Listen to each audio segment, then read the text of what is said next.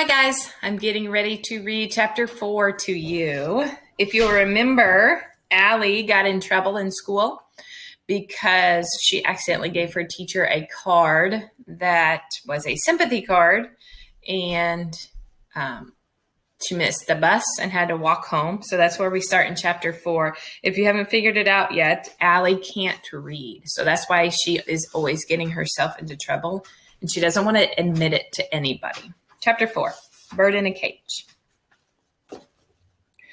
When I finally get to Park Road, I head into A.C. Peterson Farms, which is a weird name for a restaurant. They have pictures of cows inside and outside, but it's on a busy street with a ton of stores.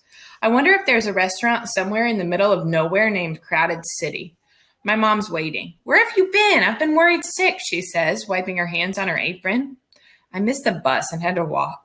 She shakes her head. "Sit yourself right down there and start that homework of yours," she says, nodding toward the end of the counter, the same place I always sit.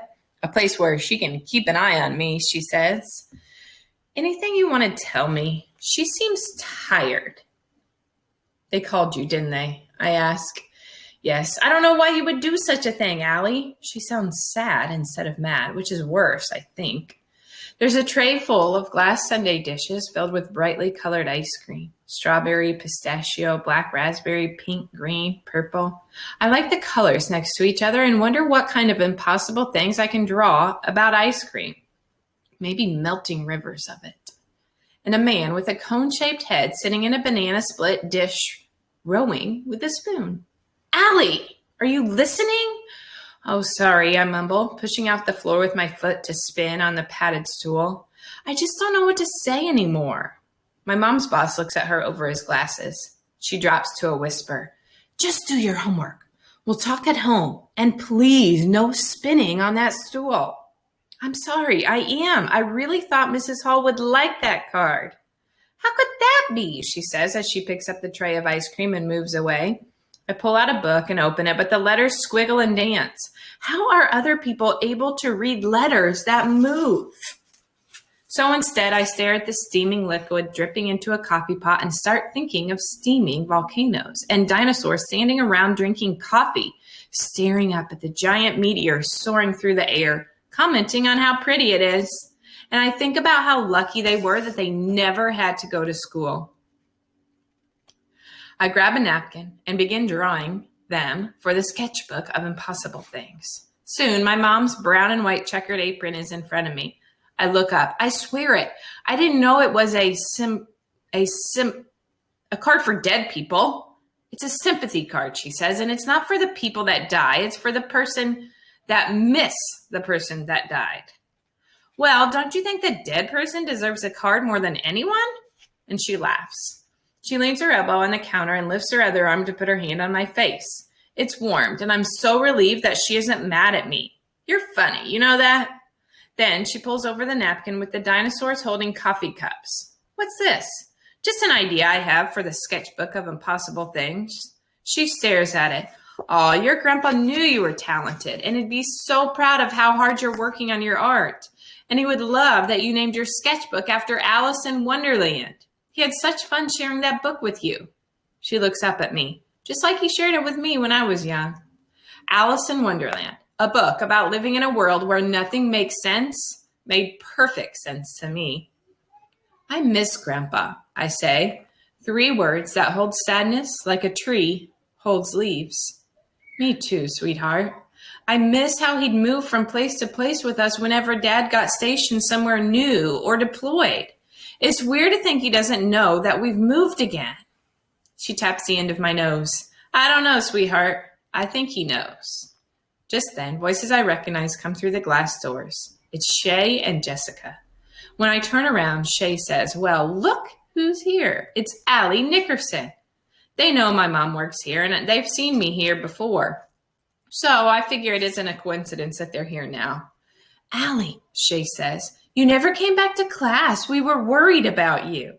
What a joke that is.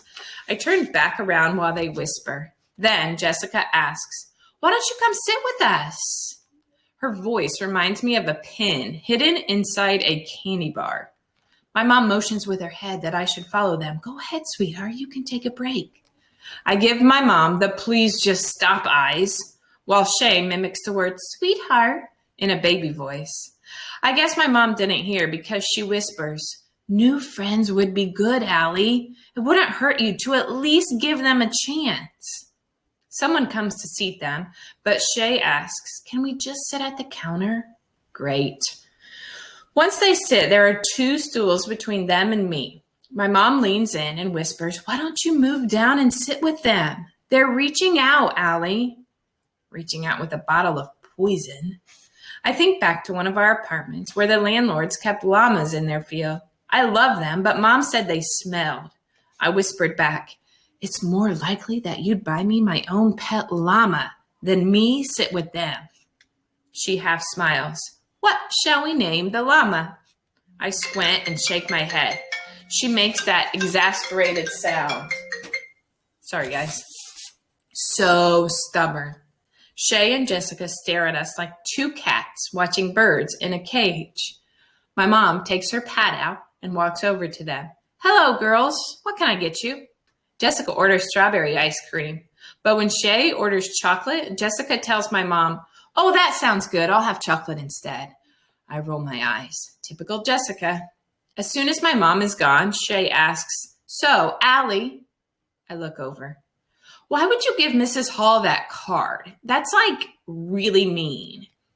Since there's no good answer to give, I stare at the page in my book. I'll ignore them. I've taken their teasing before. Jessica laughs. Has your mother always been a waitress? No, I blurt out. She used to be an astronaut.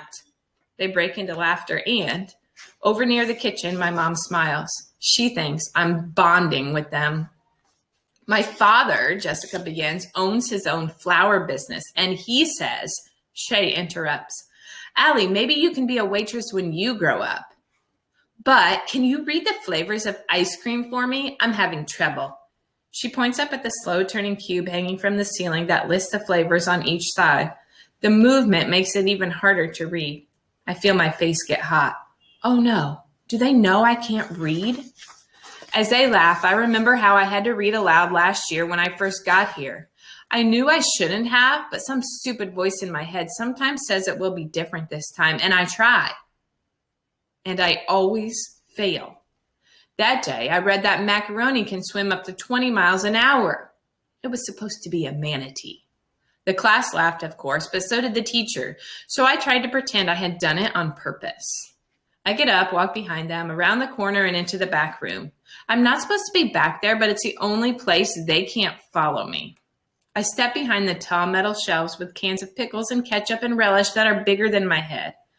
Pushing my back hard against the wall, I see words on everything that surrounds me. Boxes and cans and giant plastic bottles. Words. I can never get away from them. I think back to 2nd grade when my teacher wrote a whole lot of letters down and asked me what they said. I had no idea, but I was used to that. That spells your name, Allie. Allie Nickerson. Who knew a 2nd grader could understand what being humiliated feels like? Tears begin to come, but I swallow them because I know I'll be found soon. I worry so much about them knowing my secret that my stomach feels like I've been kicked in the guts. Allie, my mom asks as she comes around the corner, your friends have gone. What are you doing back here? I can't tell her. Thinking I have friends makes her so happy. Honey, I was checking the ingredients of ketchup. Her eyebrows bunch up. She knows something is up, but I walk past her before she asks another question. I walk back into the restaurant with her following and sit next to Shay's and Jessica's matching empty dishes. It feels like they should mean something, like maybe I'm an empty dish compared to everyone else. But mostly those dishes make me feel like this year will be the worst year I've had so far.